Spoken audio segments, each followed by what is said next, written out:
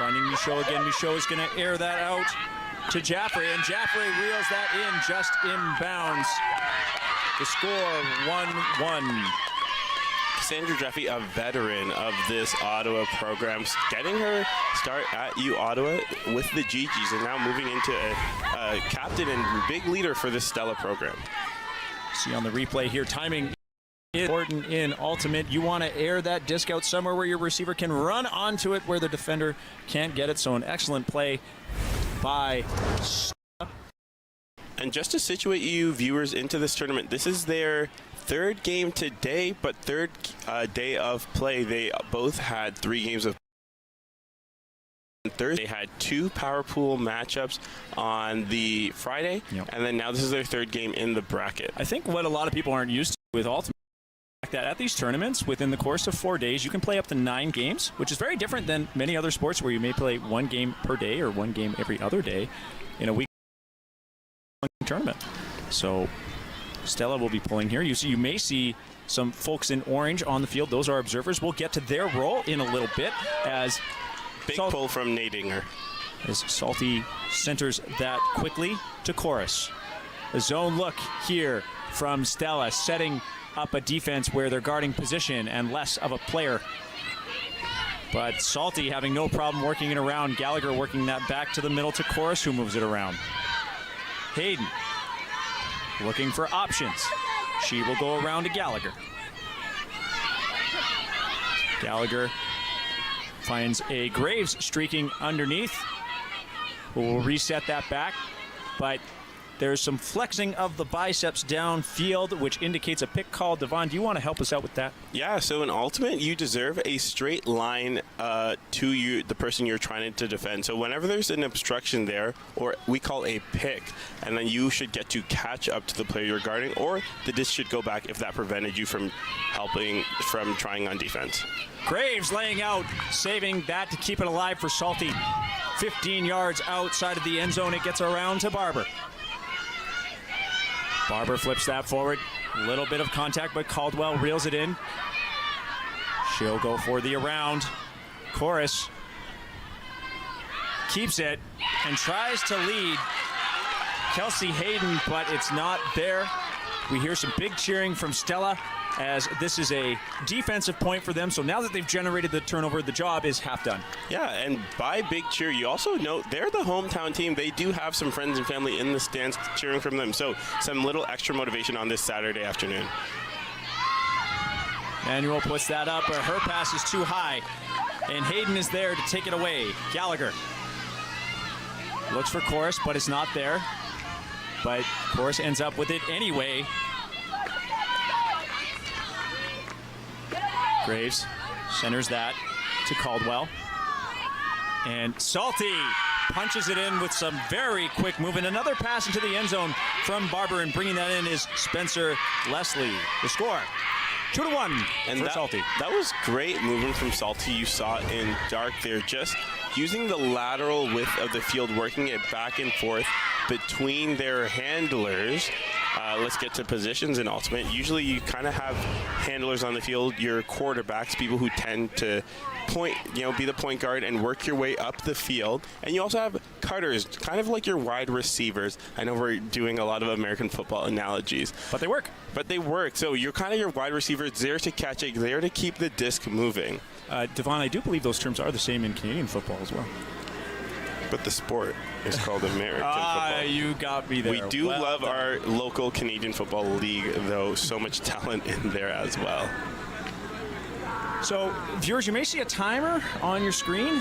That timer indicates how much time has ticked away in the game. It runs without a stoppage for the time slot of this game, including halftime. Once in a while, it does get stopped if there's if there's something major requiring it, like a major injury, perhaps. But that is rare. That will tick to 85 minutes. This is an 85-minute time slot. And that clock, though, is unofficial, but it is our best estimation. We can go to the observers to help us. Again, we'll get to that later. So big pull from Monk to start the point. Stella now moving the disc across the field quickly, showing some speed, is Lauren Ballantyne coming underneath for that disc with some wheels. She'll look for another speedy receiver in Miller, putting that out for Michaud, but the pass too low. And now Salty with their first break chance of the game. So it's number 3. Katie Johnston bringing it up. Salty setting up in a vertical single file line. We call it a stack on a bit of a diagonal. They'll elect to go to the front of the stack, and Emily Hawkins. Hawkins has Dyken. Dyken fakes a big throw. And we now have a marking violation, I believe, but we're going to get some help from our observers. Devon, I think this is a good time to talk about our staff in orange here. Yeah, so Ultimate, not like traditional sports, we don't necessarily have referees, but we do have these people in orange who are a neutral third-party person that will come in when some calls are disputed. So in Ultimate, you are allowed to make your own foul calls and you kind of keep the game going at your own pace, but sometimes you can't come to an agreement. So these observers are able to come in and give you their opinion as to what should happen. However, they do make active in and out calls, so if someone lands in and out of the end zone or out of bounds. So in Ultimate Frisbee, touching the line is out of bounds. Johnston looking for options, running out of time. She only has 10 stalls or 10 seconds. Gets that to Dyken. Dyken immediately flips that to Monk. Monk will send her to Johnston. Johnston resets to Hawkins, who gives it right back. And now I see some pick calls out of the front of the stack. The observers are also our official timekeepers, so they will officially be keeping track of the 85 minutes. But should we arrive to that cap time, the point finishes, and unless it's a tie, the game will be over. That is blocked by number 39, Cassandra Jaffrey. Stella picks up to keep this hold chance alive. Number 21, Lillian Shannon, towing the line, reaching out to keep possession. Michaud doesn't like her options in front of her, instead goes to the front of the stack. The disc works its way around to Jaffrey. Ramage airs that out, and once again, Lillian Shannon reaching out before she goes out of bounds to keep it alive and score the goal for Stella. Yeah, and Lillian Shannon had a really busy summer, Clay, playing for our national team. So she went to the 2024 Under-20 World Championships, where she played with the Team Canada women's team.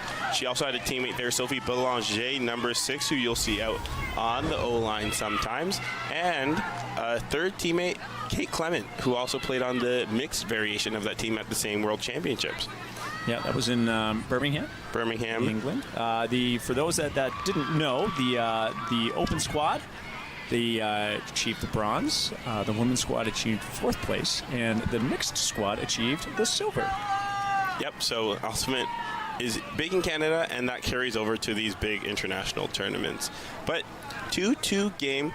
We haven't seen any breaks, and by that we mean when you receive the pull on offense, you're usually expected to score. So similar when you're serving in tennis, and someone breaks your serve, meaning they can win your service game, that's called a break. In the same way, when the team starting on defense scores, we would call that a break. And a big spin pull here by Peterson will get us started. Chorus once again facing his zone, proving to be an anchor handler for Salty. Caldwell will get it back to Chorus. Barber, with a few assists this game, puts that out in front of Graves, but it's just too far for her. And now Zaborski will hop over to pick that up. Looking for the first break of the game. She has a wide open Prentice left by herself across the field for an easy reset. Prentice now has all day to look for something, as she has no mark, meaning she has unlimited time to throw. Beaulieu has a mark come down right away. She's directing traffic. Doesn't see it. Sees the throw she wants, but it's well defended. And number 18, Crystal Caldwell, making a play, but then a collision. What I'm happy to see, Devon, is both players getting up immediately. Yes, and what you're seeing with the hand signals is Brianna Prentice calling a foul, saying that the path Caldwell took impeded her ability to cast the disc, and obviously there was a lot of contact there. So they'll have a little discussion, figure out if they agree. The observers are there if we need them to work out what had happened. But during this break, we can, give you a little insight to the tournament. Salty coming in undefeated with a huge power pool win over Winnipeg's Fusion. And this call is going to be contested, meaning they couldn't agree on what happened or who was at fault. So the disc will go back to Emma Boileau, who's guarded by Frampton. And the stall will come in at 6. Boileau looking for options. Looks off Saborski. But wide open is Brenneman, who will flip that up to Boileau. Stella now marching the disc up. Peterson doesn't like the up line, but finds Prentice. Trapped on the sideline. Stella looks to go around and use more of the middle of the field and looks to make that continue, but nobody is there. So they're still trapped on that one sideline, and a big bid by Emma Beaulieu getting horizontal and high, but it's still just out of her reach. So another break chance escapes one of these teams as Jenny Corus brings the disc up to the line in a tight corner. And her pass is blocked immediately by Prentice, forcing it into the ground. So Stella has this break chance once again. Prentice looks for options. Saborski goes up the line, and it's just out of her reach. That had some pepper on it, that pass to Vaughn. Stella kind of just trying to work it up with some, mixed success on the sideline. Yeah, you could see they were disciplined. They did get into a vertical stack, and that was the right cut. Saborski going up the line, and if Prentice didn't like that throw, she probably would have found someone coming under from the stack. But now Salty with their third chance to hold on this point. Frampton finds McMacken. Over to Chorus and Frampton and Barber. Great movement here by Salty as they get the disc all the way around and quickly, not holding on to this longer for 1 second. I can barely keep up. Graves, though, now doesn't have any options as there's a bit of a tangle in the vertical stack. Devon, I, as a tactician, love to talk about how there can be very jumbled in a vertical stack offense sometimes. Yeah, and that jumble, you could see they're just causing a pick. Usually you like to have one person back to give Graves an easy throw, but she just elects to put it up here. Can Hayden get the read? It was Laura Brenneman with the defensive play, using her height to go over the top and make the play. But it looks to me like there's a foul on the throw. Oh, thank you. I did not find it right away. Yeah, so if we go back to the throwers, as often happens in Ultimate, on that wind-up, if you will, or just before the follow-through on the throw, before it was released, there was contact, which was illegal. The follow-through doesn't count. The foul has to be called while the disc is still in the hands of the thrower, and the signal is, if you see fists pounded together, that means a foul was called and it's contested. Both players electing not to get the binding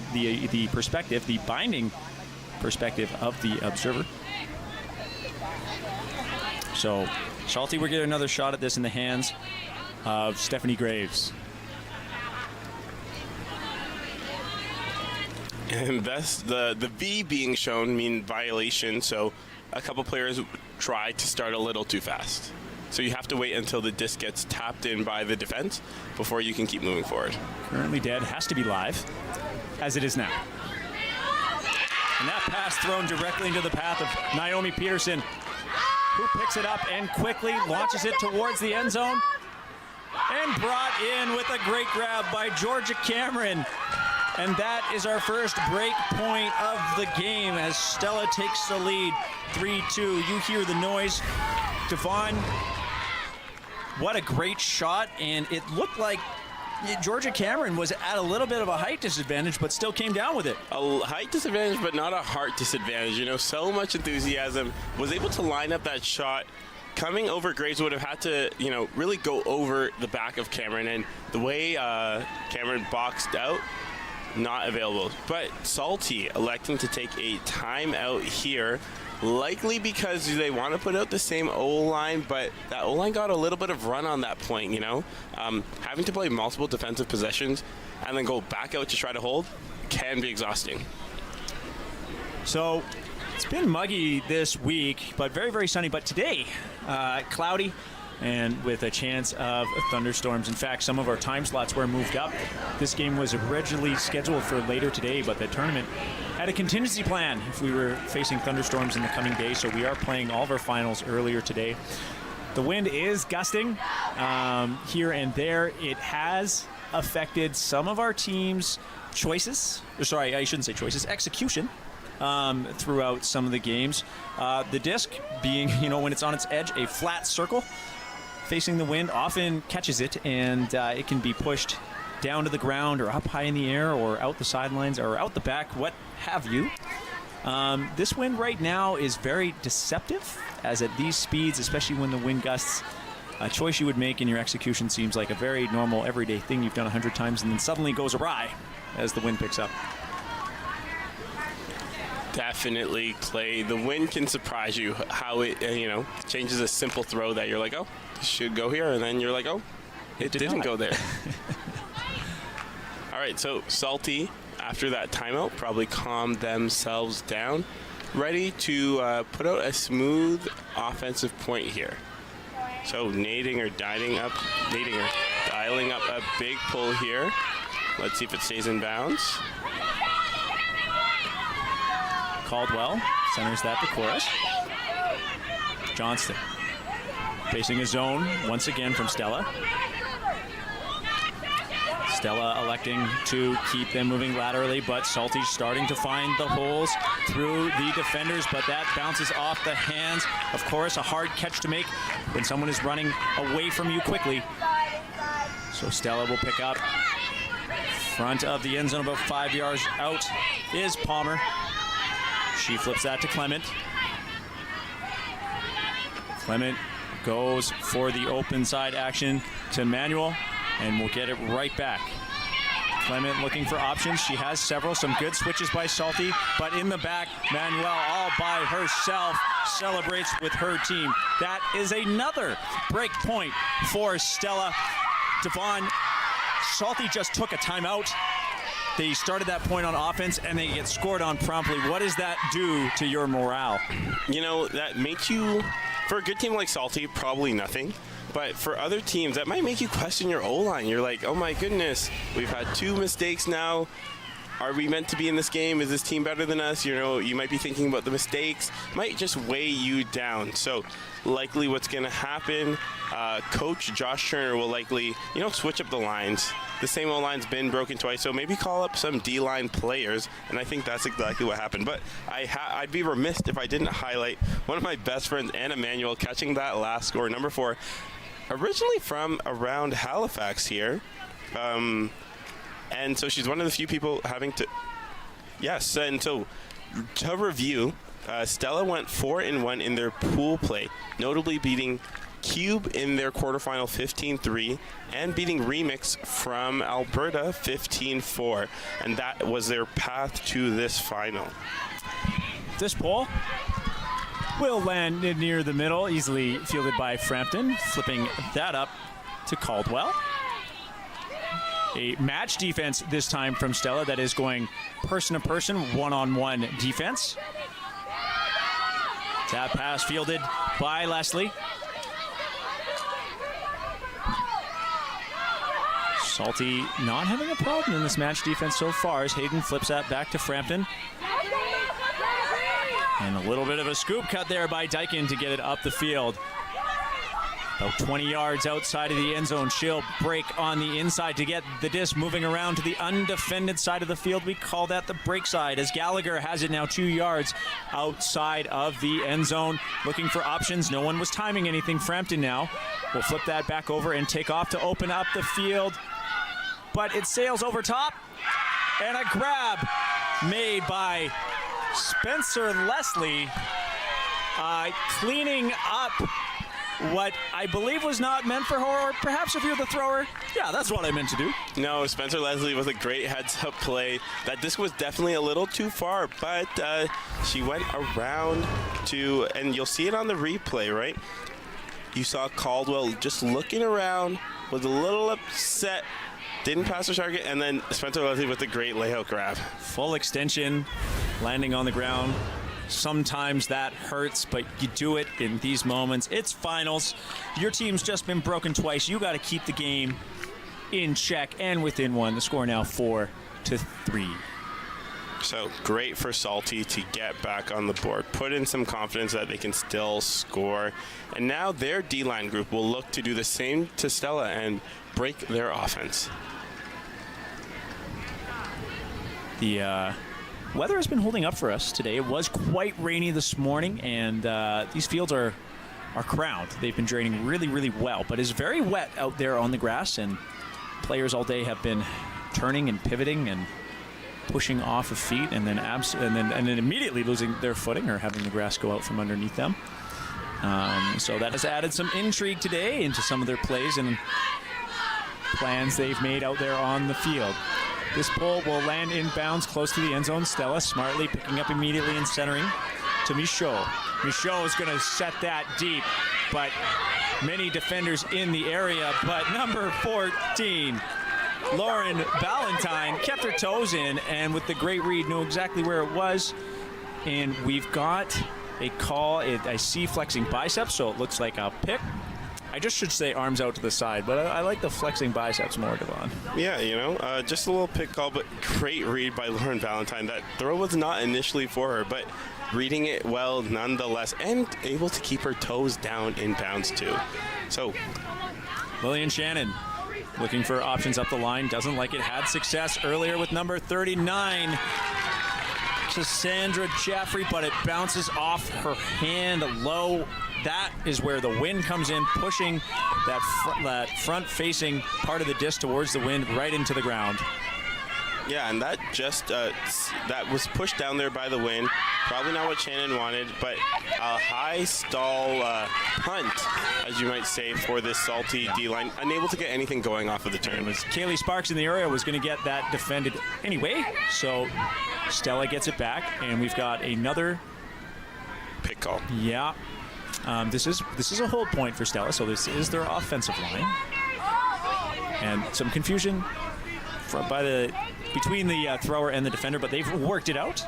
Yeah, Michaud and Manuel, they're just talking about what the stall count should be. Ramage sealed out her defender. She'll put that up for Shannon. Shannon getting up over two defenders, reels it in for the hold for Stella. The score now 5-3. Yeah, Shannon so confidently going up huge.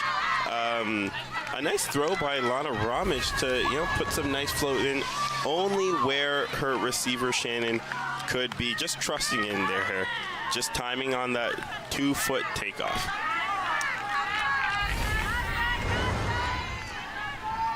So, Devon, you and I talking about leads. You and I talking about leads all weekend. We enjoy it. We enjoy talking about them and how different point deficits, even though sometimes they're only different by 1 or 2, can mean so many different things, especially with different dynamics of the game.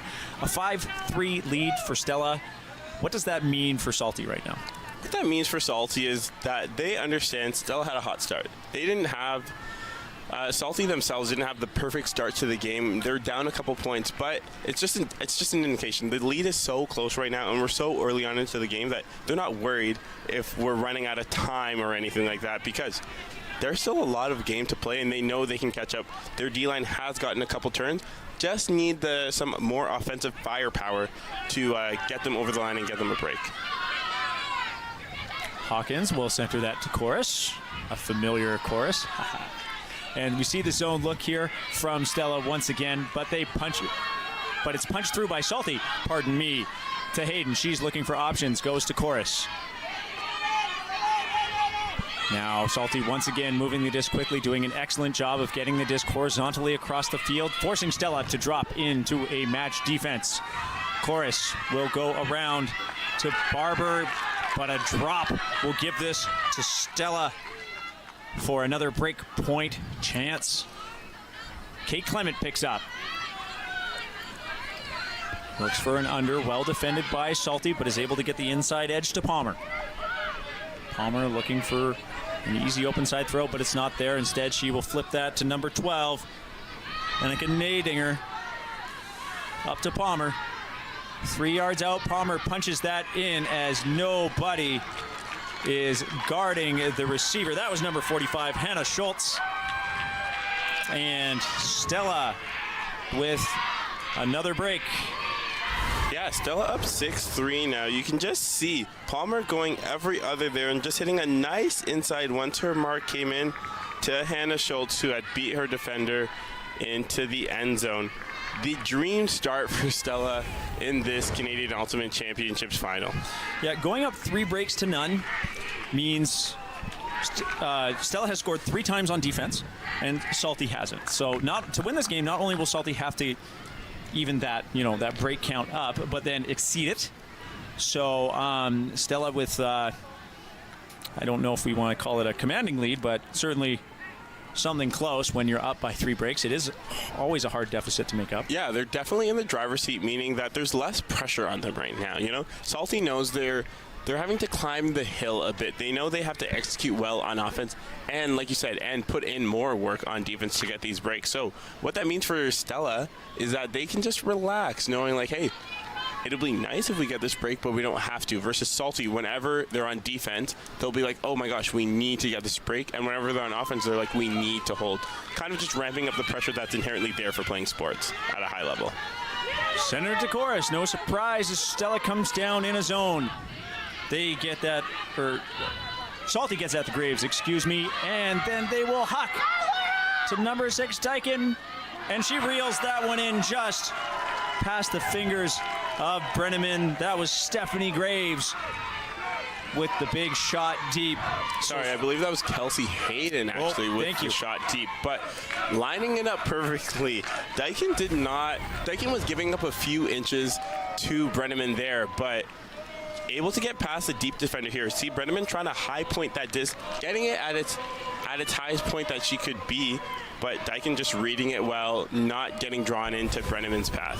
So Salty back on the board here. So indeed, Kelsey Hayden with the assist. Devon, what's your feeling on having the, as they say, the hockey assist brought into Ultimate?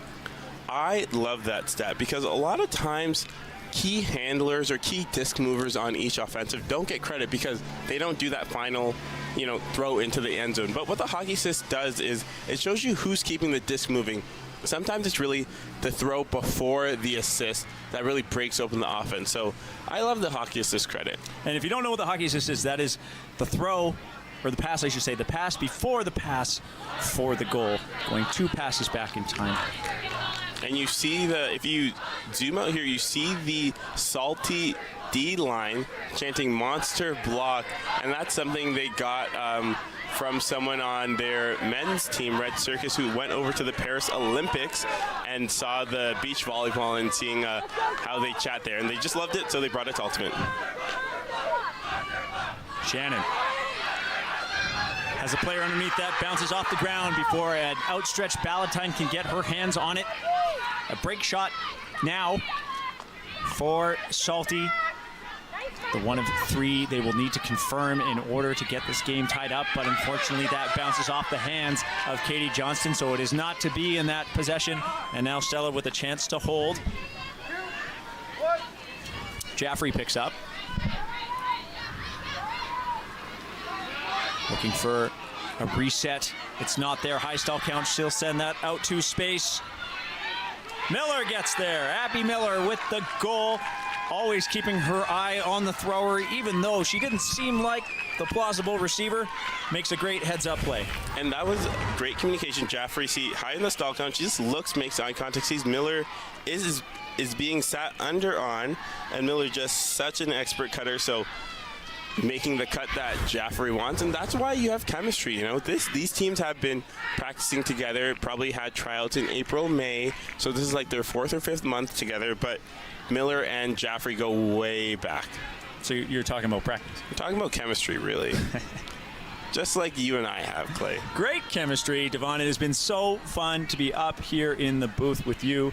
It's wonderful to be working with the Rogers TV crew. Shout out to them who have taught us so much and helped us bring you this broadcast. And also shout out to the rest of our live stream and broadcast crew that we've had this week. I don't think I can name them all, but a lot of work goes into bringing you this content, everybody. And we just love to do it. We love being here watching our favorite sport, offering our unsolicited opinions sometimes, but this is solicited. The people are tuning in for us. I know they want to see the players on the field, but they also want to hear the sweet sounds of Devon Nesimota and Clayton Howlett. So Peterson up with the spin pull, trying to get more torque and get the disc all the way down the field.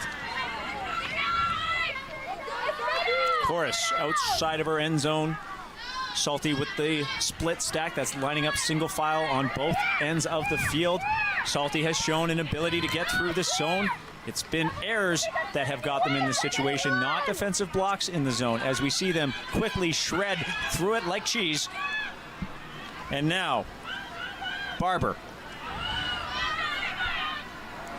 Her throw is underthrown, and it can't be brought in by Chorus as Alexandra Wardle makes the layout defensive plays. Saborski is going to air that out flat, far, but just not enough float for Naomi Peterson. And Saborski just tapping her chest, saying, "My bad." It was a good decision, yes, to Peterson as she was striking deep, but just not the execution she wanted. Caldwell moves that to the middle. There's a pick called as Erica Barber was wide open. It seems that her check is saying, listen, you had position on me, you probably would have beat me to the disc, but then I wasn't able to stay with you and get a mark on, which is part of the pick call and a legal thing to do. And part of the spirit of the game of Ultimate.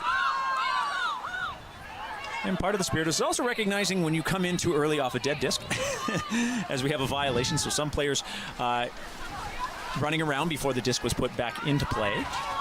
So they'll go back. You know, adrenaline, you get ahead of yourself sometimes. Barber moves that around to Graves. Graves looking for the around to Chorus. It's there. Salty has shown great lateral movement this game. That sails past the intended receiver, but once again, Leslie is there. That's brought in by Graves. Perhaps not what Leslie wanted, but doesn't matter. Salty with great possession play here. Caldwell airs that out for number 6, Laurel Dyken. A lot going on for Salty on that point.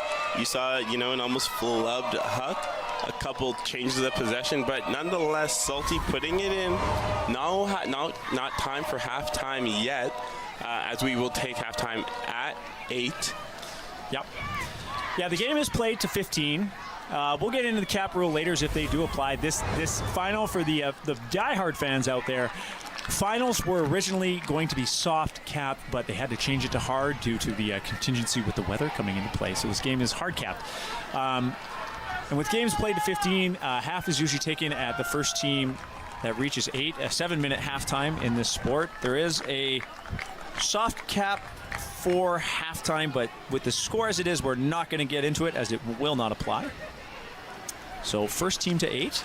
As soon as someone reaches that score, we will start halftime, which could be this possession for Stella. I'm sure Salty's saying, no, we want to play first half for quite some more time. Yeah, Salty's going to see what they have to say about that. Maybe dial up their first break of the game. This would be a great time for it.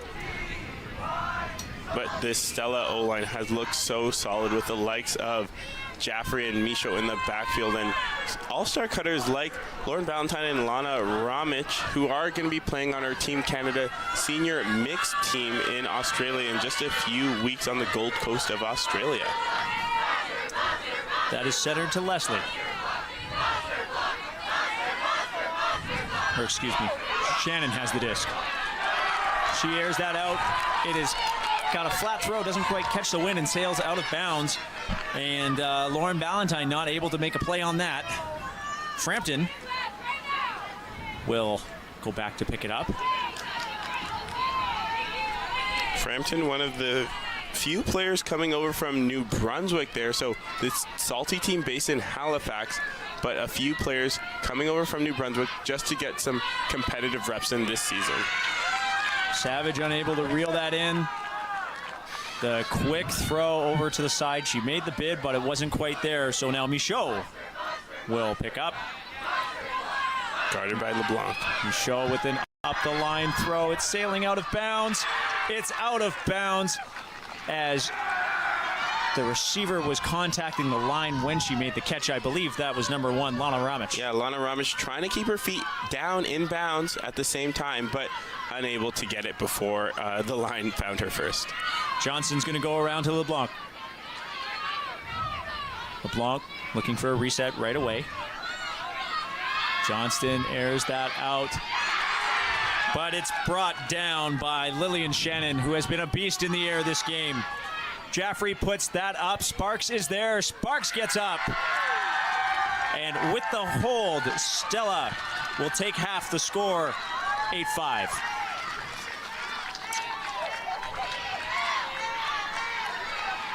So Sparks bringing in that throw. We've seen a few big throws from Jaffrey, not scared to put it up. But we got to credit Shannon starting us off with that D, getting it back for Stella. And what a great put that was. So half is 7 minutes long. Devon and I will be joining you after this break for the second half of the women's final in the senior division at the Canadian Ultimate Championships. We'll be back with you shortly.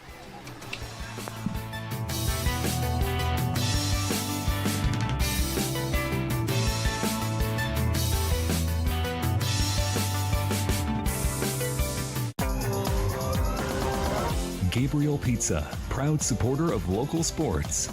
Gabriel Pizza, home of the bigger, better pizza. Now available online at gabrielpizza.com.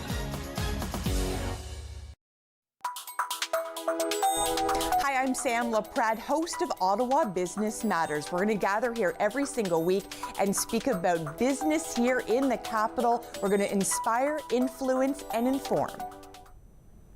Woohoo! Put it in your ears. The Biggs and Bar Show. Get him. Put it in his ear. Get it in his ear. Put it in your ears. The Biggs and Bar Show with Pasty Jamie on Shea 106. Welcome to Claim to Fame. You all have a secret celebrity relative. If you can solve it, solve it. If you can't, bye. Oh, why? Claim to Fame, all new, Wednesdays 9, 8 Central on City TV.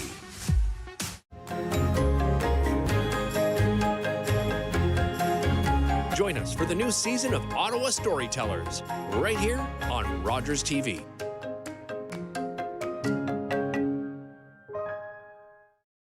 Today, I helped a parent feed their family by connecting them to a food program. Today, I helped someone connect with mental health supports. Today, I helped a couple struggling to pay their bills access financial aid. Every day, 211 navigators connect Canadians to critical government and community programs and services. 211. Help starts here. Are you a content creator looking to expand your audience and make your voice heard in your community? Rogers TV wants to provide you with a platform to share your hobbies, interests, and stories for free. Visit us to find out more. And we're back for second half action at the Canadian Ultimate Championships here in Ottawa, Ontario, the senior division here at UPI. Ultimate Parks Incorporated, this beautiful facility that offers us 19 playing fields. We have women's division final action for you. Stella wearing white from Ottawa, Ontario, leading 8-5 against Salty in dark from the Maritimes. And as we see some replays from that first half, let's talk about some stories of the half. It was really remarked by Salty starting out here with a couple of strongholds. You know, they had some clean offense there, led by Jenny Chorus, led by some big plays from Graves. But on the other side, Stella did the exact same thing. Here you see, Salty still working around for some of those strongholds, but Stella with that consistency, you saw Cassandra Draffy running in this next goal. Lillian Shannon reeled in a couple goals herself, and then it was just consistent defensive pressure here, and the fearless shot taking of the D-line handlers. Huge grab there from Georgia Cameron. Another big shot from Anna Manuel. These are these D-line players stepping up into big roles for Stella. And Salty hasn't gone away. I think that's the thing. We saw that heads-up bid there by Salty to make sure they've been cleaning up things not meant for them. But seeing some big stuff in the air from Shannon this game, I think she has been the biggest playmaker for Stella in the first half. Yeah, and then the consistent defensive pressure gets to you as an offense, and that's what we saw from Salty. Unfortunately, some drops, big throws here, like from Kelsey Hayden, reeled in by Dyken. But yeah, some drops from Salty, some, showing some pressure. Yeah, I mean, all these highlight plays you'd love to see running out and getting the disc deep and that sort of stuff. But the story of the first half, despite all these wonderful goals, has been the pressure turns that Salty has suffered from. Yes, Stella pressuring a lot of these underneath D's and just causing some turnovers, whether it's from a tight window or a throw too far. So we're back on the field now, waiting for the teams to be ready. The half is usually 7 minutes long, so we'll be back with you a little early. You may see the time ticking in the corner of your screen as the scoreboard comes up soon. That time is unofficial. We do have our staff in orange, the observers, who do track the time officially for us, but this is an 85-minute time slot, and that time does tick through in halftime. So for those of you who don't know, Clay has done a lot of coaching in his career. Down 8-5, I'm assuming you've been before. What's some of the talk in the huddle for Stella? For Salty, I mean. For Salty, yeah, you're in the final. I see them dancing right now. Dancing. They are cheering, they are dancing, they are getting each other hyped up, and that's what you got to do. You have to treat this half like the first half happened, but is not going to drive anything, the choices you're going to make with your attitude, with your energy in the second half. It is a new half. It is time to start anew with how you want to perform, the effort you want to put in, where you want to be. As for the coach's perspective, or perhaps the leaders on the team, they can take a step back and say, what sort of changes are we going to make? They can wear that and, have that communicated to their team by themselves, by other players or leadership, whatever it happens to be. But the attitude, the belief in yourself has to start at new, specifically in a final, because all you're playing for right now, is the championship. The next game doesn't matter. This is it. There is no next game. This is it for the end of the day. You got to empty the tank here. There's no more energy left to be saved. So look to see Salty kind of start relying on some of their stronger players. Like you mentioned at the top of the broadcast, they have a few experienced players who came second in the Canadian Masters Ultimate Championship. So that's for women 30 and up in the Canadian division. Yeah, 7 of them on this roster. Now, one thing that happens after halftime is both teams start on the opposite ends of where they started at the very beginning of the game. And the team that started on defense will now start on offense. So this, with Stella taking the first half and starting the game on defense, this leaves them at a big advantage, because if you remember in the first half, they scored the point to take us into half, and now they will receive the disc. So just as they increased their lead to 3, they're going to get it right back for another offensive point, another chance at a hold, which could, on paper, put like what should happen is they should be leading 4 points short. Yeah, but on the flip side of that, Salty has a chance to get a big D and punch in a break to start the half, which would be a big momentum shift for the team from Halifax. So looks like Hawkins is going to let this pull loose. A good one that's going to stay inbounds and float. You love the float so your defense can get down there, fielded by Jaffrey. Center to Michaud. Michaud moves that to Ballantyne. Star from the first half, Lillian Shannon with the disc. Hits Michaud up the line. Michaud looking for options, asking receivers to get out of the way so she can look for Lana Ramage, but It is number 6, Laurel Dyken, who read that play all the way and gets the run-through defensive play. And like I said, the chance to start off with a big D and start this half with a break. Salty hasn't put in a break yet, but let's see if some of that halftime knowledge from Coach Josh Turner can will them to there. T-Camp looking for options, running out of time, wants to huck it, goes for the backhand from her off. Backhand side. Can Hawkins read it? No, it's just pushed out of bounds. She's thinking about it. She feels she was fouled just in the reception. She's like, what do you think, defender? Never mind. I'm going to retract that. The bump wasn't good enough. You saw, Cassandra Jaffrey reacting and saying, I don't think I bumped you hard enough to do anything. And Hawkins, on second thought, said, you know what? I agree. You see players swiping their palms back and forth, indicating the call is off. It's retracted. Some friendliness there shown between the players to resolve that. Yeah, we do love a nice sportsman-like, conversation. So Michaud picks up on the sideline. She has been doing so much work in these tough spots on the field. This time she's able to connect with Ramage. Ramage doesn't like the dump there. Instead, she finds Shannon, who comes down from the stack. She'll go right up the line. Shannon doesn't like it. She's able to find a reset up the line to Michaud.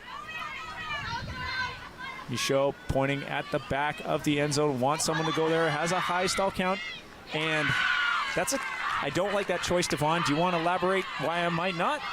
Yeah, I don't think so because, Michaud could have opted to reset the disc, so swing it to the farther side of the screen, but she chose to, put a flick down the line into a tight corner where there were a couple defenders there.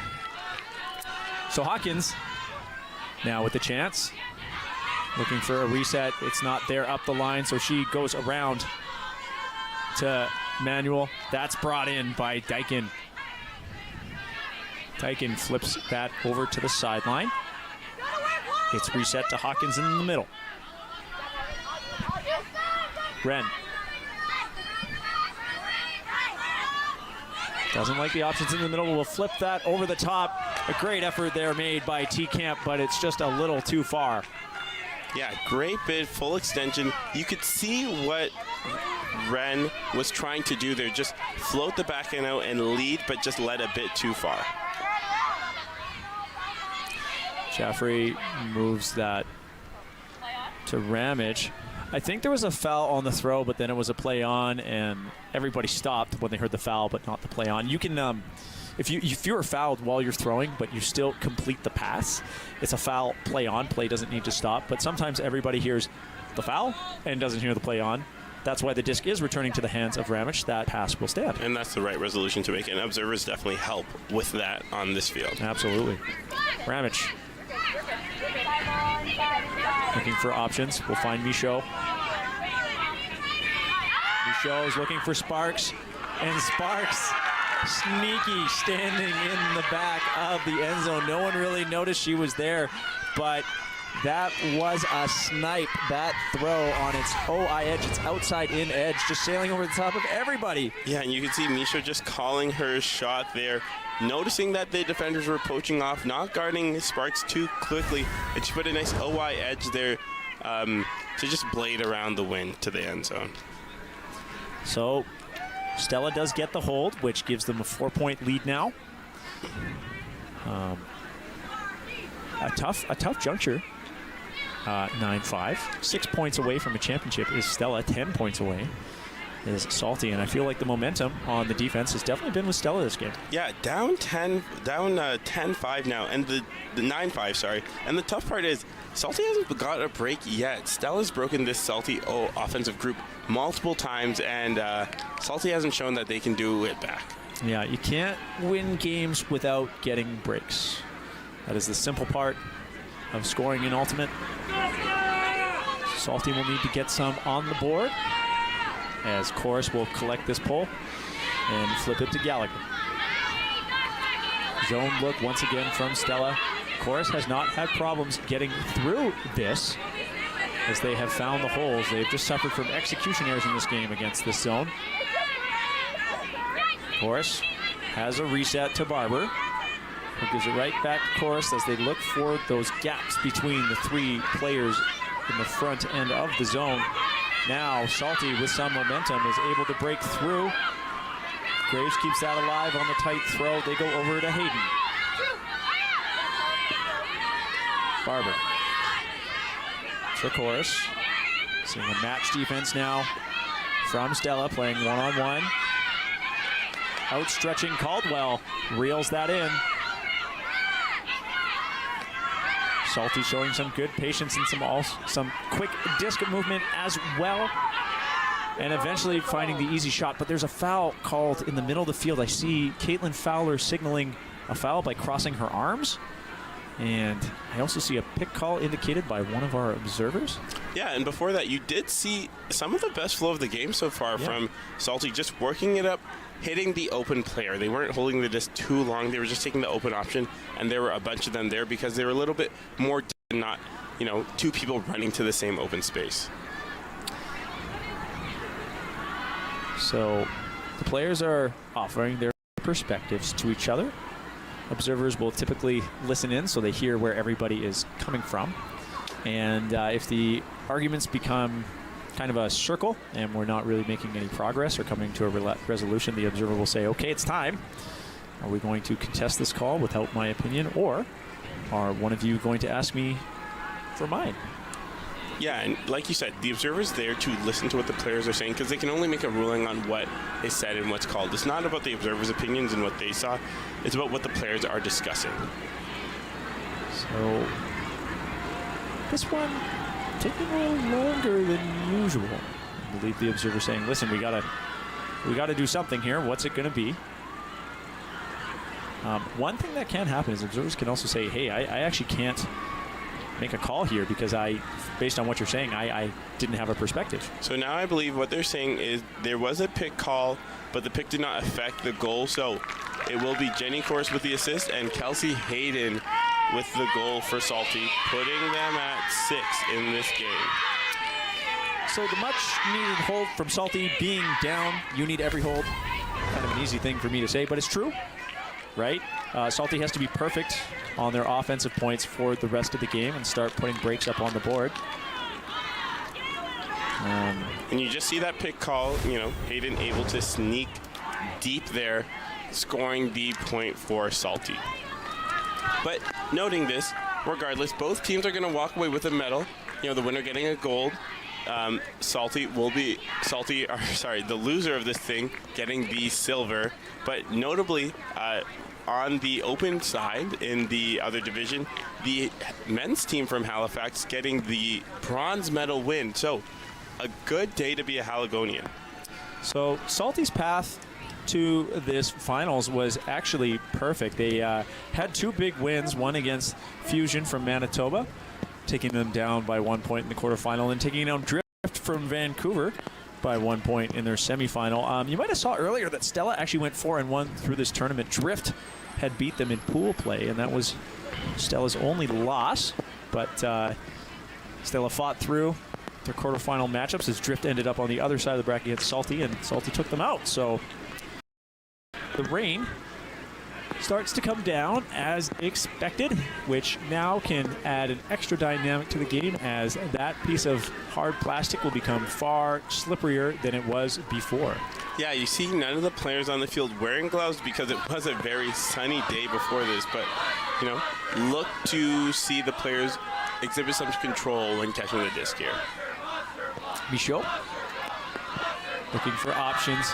Speedy striker takes off deep, not quite in the end zone is Lauren Ballantyne, but she's able to flip that to Lillian Shannon. Devon, was that 3 or 4 passes in that offensive possession? Just about 3 passes there to get all the way down the field. Michaud just airing it out. Ballantyne's been such a great receiver this game. Smaller in stature, but huge in the air, and just flipping it to Shannon. 2 deep targets we've seen utilized for this Stella offense throughout this match.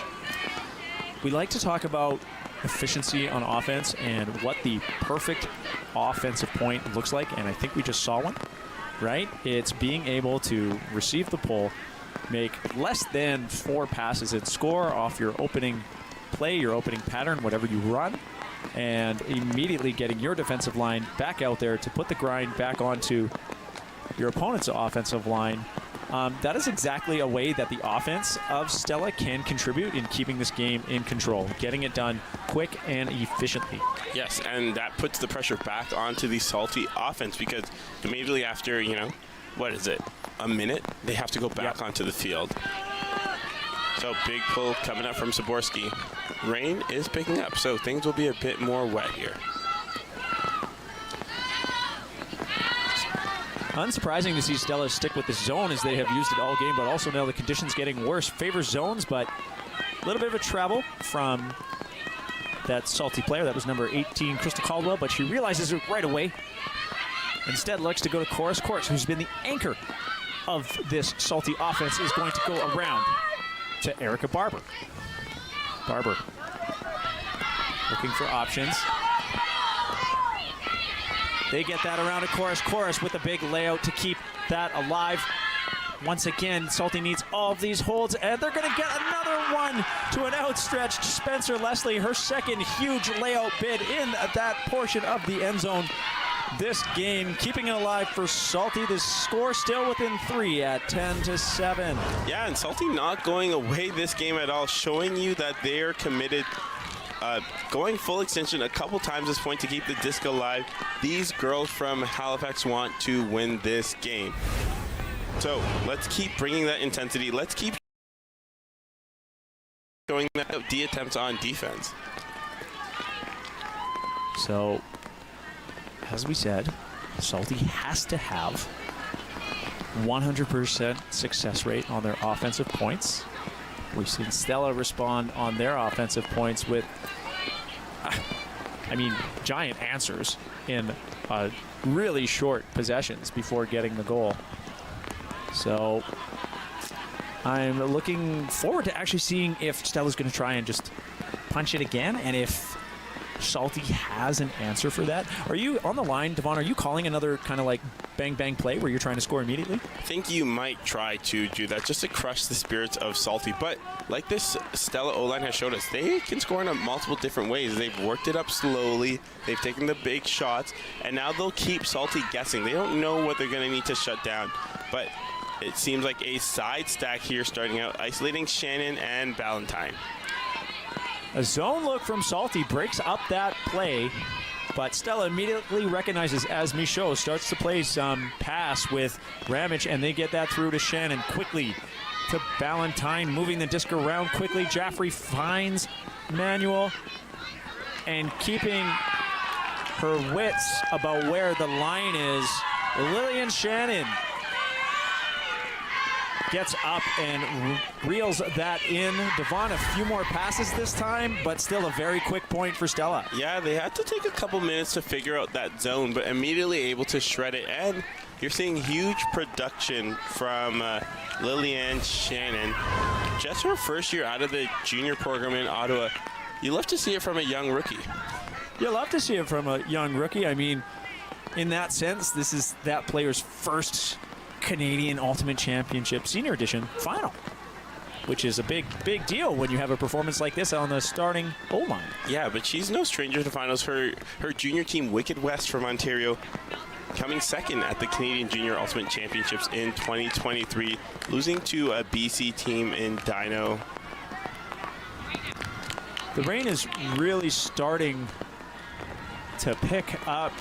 I'm not sure if it comes across on your screen, viewers, but it is getting heavier and heavier as we go. The field itself will last towards the end of this game, thanks to the time we have remaining, but it will. We haven't seen it make a huge effect yet. Chorus up against the zone once again, no surprise. And the zone, a smart decision from Stella and both teams really, because it makes the offensive players have to throw more passes, so more of a chance that the slippery disc will get to them with it being so wet. Barber flips that to Caldwell. Caldwell wearing gloves to deal with the elements, flips that to Barber. Barber wants to go all the way back around and get this zone moving. Instead, Chorus holds onto it, eventually gets us over the side to Frampton. Frampton looking for options, will take a little bit of a loss to course, but it doesn't matter as as Caldwell is there to get it right back. Frampton's going to go around to Chorus. Chorus airing that out, but reading it all the way through was Annika Nadinger, who makes the big defensive play. As Kate Clement walks over to the disc, checks it, and puts us in play. Palmer finds an option in Manuel, who will get it back from Clement as they worked it up the line. The rain starting to downpour, but that doesn't matter for Sasha Palmer. Thank you. For Sasha Palmer, doesn't care about the sudden opening up of the sky as we slowly pull our table back to protect it from the elements. It is getting very wet very quickly. Yeah, and you coming from Victoria, you're no stranger to playing in the rain, right? What are some tips the viewers have to know to surviving a rainstorm such as this? Well, first of all, gear. And you know what? Actually, going to the sideline, getting under the tent, and getting dry is very, very, very important, or at least sheltering yourself a little bit so you don't get too cold. But also, when you're on the playing field, it's then understanding that these conditions are going to force errors that are unforeseen, like, tripping, right? Or slipping or anything like that. So realizing that every time a disc goes in the air, you are playing it out no matter what. Instead of like a pass going over someone's head and you're like, oh, well, someone else will catch that, or oh, well, no one's going to get it. You have to wait until you see the final result of every single pass and possession and throw, because you don't really know what's going to happen. Yeah, what Clay's explaining is when you throw it, it might float a little too high, or it might slip out of your hand so it doesn't go where you want. So never give up on the disc, especially here in the rain.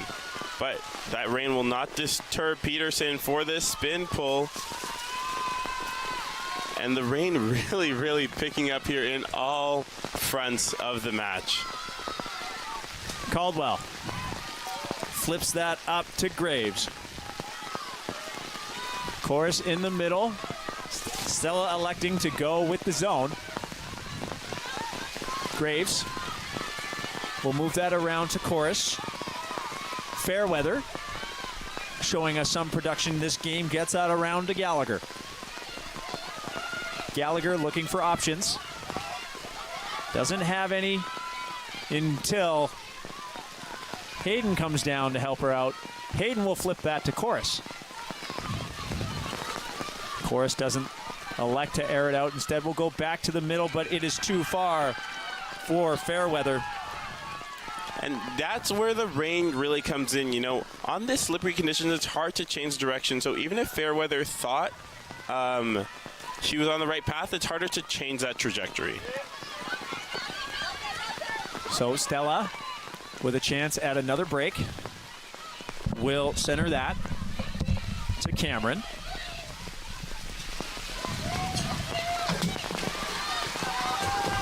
The weather conditions playing a part everywhere right now, viewers. But not seemingly on the field, as these players are solid, as Prentice is able to get a pass off to a sliding Cameron, who has no problem fielding it, as Peterson is now looking for options. Peterson's going to go over the top with a hammer. Many players in the area, but that was all Stephanie Graves all day making the play. Yeah, and that's a throw that might have come out a little better if the disc was wet, but nonetheless, Salty with another chance to put in a hold. Graves has Hayden. Chorus fakes the backhands, doesn't like them. She'll center that to Graves, or it's centered back to Graves. Caldwell gets that to Graves. They've been working together in this handler core. Chorus trying to get open for Graves. A stall count high she does on the break side. Chorus will break again to Spencer Leslie, who's made some big plays this game. Ends up back to Chorus. This time she connects with Fairweather. And Fairweather's pass is too far for Graves. you can see these Salty players, they're making the good decisions, right? They're hitting the open player, but it's just that execution here late in the game that's proving to be the difference between them and Stella right now. So Stella with a chance at another break.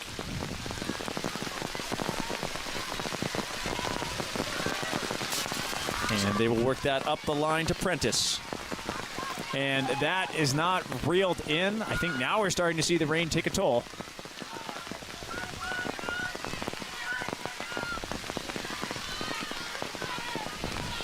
So that's walked up to where it went out of bounds by Gallagher. Gallagher looking for an isolation play, so only one receiver that she's looking for. And after it's not there, a high stall count forces her throw into the ground. She shows some frustration as who was there for this reception. And just a bit too much contact there, so the foul being called. No contest from Leslie.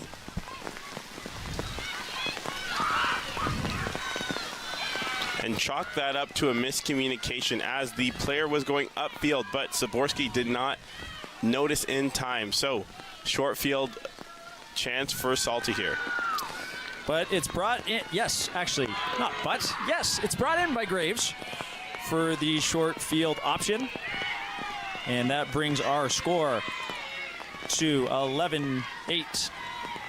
Should be 12-8 here for Stella. Pardon me, thank you. Yeah, 12-8 here for Stella. Still maintaining that 4-point gap we've had for quite a bit sometimes since halftime, you know, with Stella getting a couple breaks. And as you saw, that nice inside flip for Salty to put in a goal. So now Coach Josh Turner will probably make the decision to see, and here you see it with some big D-line names, like some big O-line names like Frampton crossing over here to just provide some more handling for this Salty side. So Salty needing to make sure that they get all of their holds here and getting some breaks. I don't think they put any breaks on the board still. No, they have not. And we're hearing the O-line cheer from Stella here. Yes, trying to will their offense onto the win here. All right, so big pull here from the Salty D-line, hoping to get their first break of the game. Things are a bit slippery, so they might be at an advantage. So it is Ballantyne with the disc, looking for options. She gets that to an outstretched Shannon. A highlight player this game is going to air that out for Michaud, and it's not quite there for her. And you saw Michaud running at full speed there, unable to lay out. It's very difficult to lay out on a wet surface like this to a disc speeding past you. Frampton is able to work that disc up the sideline. And she'll get it right back as Salty tries to get the disc to the middle. She'll go over the top to Brewer. Victoria Brewer has Caroline Scott in the middle, but we see a pick call. I believe that Jaffrey, nope, pardon me. That's Abby Miller saying she was picked. So the disc will go back, as it did affect Miller's ability to stay with her, and she may have had a play on the disc.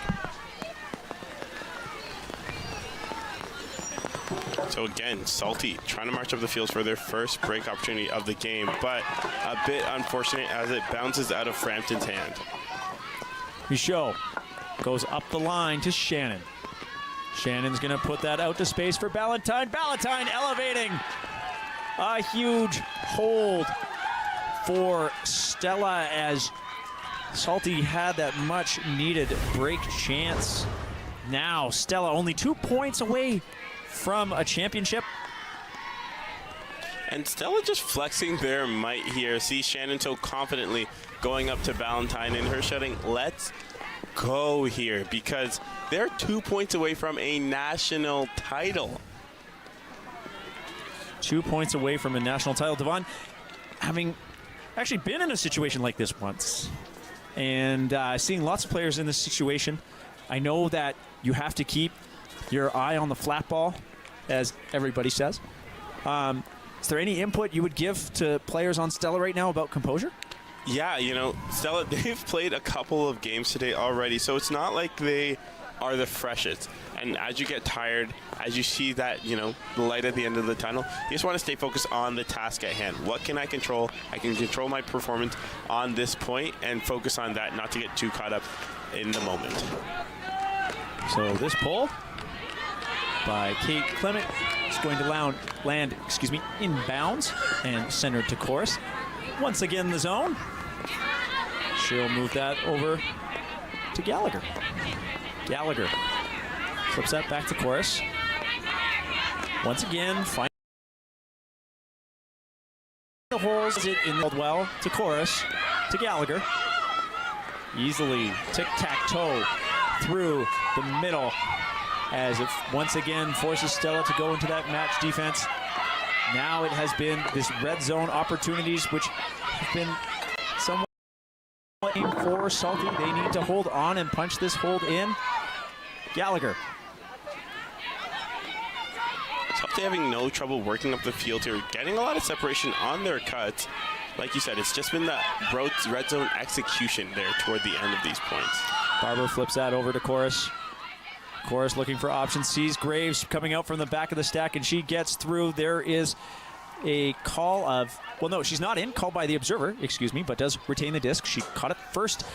Chorus is going to put that out for Frampton, or Graves, and she toes it.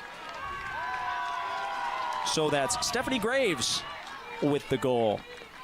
So the score 13-9. What is it going to take to get that first break of the game for Salty? I just want to note this fantastic little spin cut.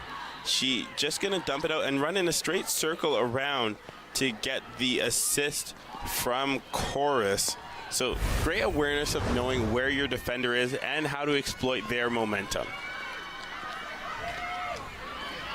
So now Salty down 13-9, stuck 4 points.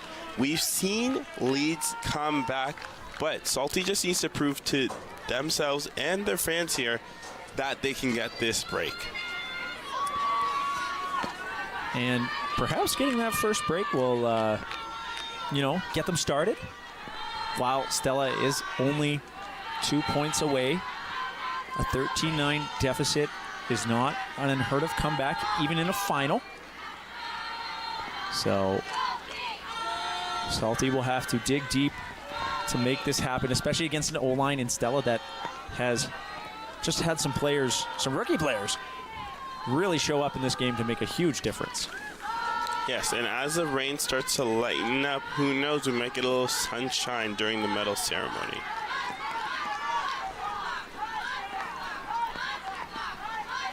Michaud finding options out of the side stack as Valentine comes underneath, and now Shannon's check blew a tire on a foul call, perhaps a push-off or a collision, but Hawkins indicates that she was fouled. And Shannon does not seem to disagree. So there will be a little communication of what the stall count should be. And as an uncontested foul by the offense, so it's an offensive foul, the stall count should go up by 1. So they're going to come in on 4 now, and the play resumes. Shannon looking for options, has Michaud up the line with the scoop cut. Michaud doesn't elect to go up the line. Now she does to number 6, Sophie Bélanger, who reels that in, putting Stella 1 point away from the championship. And what a great feeling that must be from another rookie from that Wicked West Junior program. Bélanger scoring a goal up line, just working well with Michaud there and beating her check into the end zone. So hard to not get a little excited if you're a Stella fan right now, or if you're a Stella player. Oh, definitely. I do think a timeout has been called here. Either probably by Salty, just to steady the ship here. Talk about what might happen in these next few points. I assume they're planning on getting a hold here and then rattling off a number of breaks to hopefully get the championship themselves. The only plan that will work at this point. Yes, literally, Salty cannot afford to give up any more points for the rest of the game. You know, I'm just watching this huddle from Salty, though. I'm seeing some seriousness, but also smiles. They do a team cheer. Seeing a lot of heads up. I think the point is, like, or at that huddle, I believe the point was, go play Ultimate you're proud of. Do the best you can out there. At this point, it's not going to matter. We're still family no matter what. But you never know. Yeah, like we said, it's going to start with a hold here for Salty to get back into this game. So the rain's back. The rain is back. Astoundingly, none of these players on the field have put on a rain jacket. And I tell you, when the rain starts, I will be the first person to run and put on my jacket. I did tell them before the game that we would have to see their number at all times, so that might be my bad. So you're the one making these players suffer. Yeah, I'll wear that. Now D-line chance over here from the Stella sideline. Big spin pull here from Peterson. That will be fielded by Caldwell, who I'm sure will flip that to Chorus against the Stella zone. Yes, there it is. That goes over to Gallagher, flipping it to Graves. Caldwell moves that up to Chorus. Dyken throws a fake, and the mud starting to show up as a factor. Hayden flips that to Caldwell and over to Graves, and there is another hold. So Salty's still in it. Salty doing exactly what they need to do and put a calm, cool, and collected hold in for the game. Rain absolutely picking up here. They actually said you're not allowed to win a championship dry. Yeah, it has to be something you could talk about with extra glory. And what better way as you tell your friends and family? The year was 2024, and the heavens had opened up, leaving us drenched on a slippery ground, competing for the championship. And it was our offensive line going on in the thick of it that would get it done and bring us the championship. Yes, Coach Jose probably just telling the girls, hey, just do it like you always have. Salty huddling up for one final time. Potentially maybe not one final time, but I believe that's their last time of the half. To put in maybe their first break of the game, you know? We still haven't seen this Salty D-line unit convert.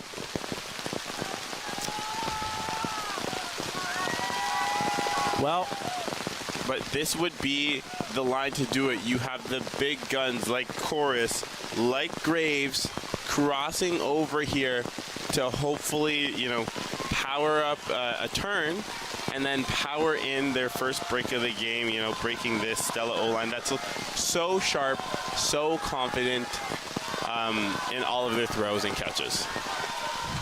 So the rain at its hardest it has been today. I thought that was earlier, but no. It has been upgraded to bananas. And Graves is going to send this pull. Will the conditions affect it? No, they do not, as that stays inbound. It will be fielded by Jaffrey, who flips that to Michaud. Ramich has a wide open Ballantyne. Some blown coverage by Salty. Stella, 15 yards outside of the end zone. Millar's going to flip that to Michaud, who reels it in. She's going to air that out for Sparks, and that is it. Stella are champions. And what a person to reel in that final goal. Kaylee Sparks, longtime veteran of this Stella team. And look at the girls just celebrating, all wet in the rain, but yes, look at these girls celebrating, all wet in the rain, and you can see this final tip disc here. You know, Miller looking for Michaud. tipping it off her hand, but reeling in nonetheless. And then Kaylee Sparks doing it for Stella. National champions 2024 in their hometown. Go Ottawa. Well, you know that's a special win when it's in your hometown. Stella did have a scare earlier in the tournament when they dropped the match to Drift, but they persisted in this tournament, knew that they could come back from any difficulty, and they did to bring home the champion. But we do see Salty still hands up and celebrating with each other. Some strong team cohesion, celebrating each other throughout the loss. So final score on your screen, 15-9. Thank you all for watching. Thank you even more to the spectator that stayed out in the rain, and what a great display of Women's Ultimate in Canada. So Clay Howlett and Devon Asmoda signing off here with Rogers TV at the end of the Canadian Ultimate Championships 2024. Thanks for joining us.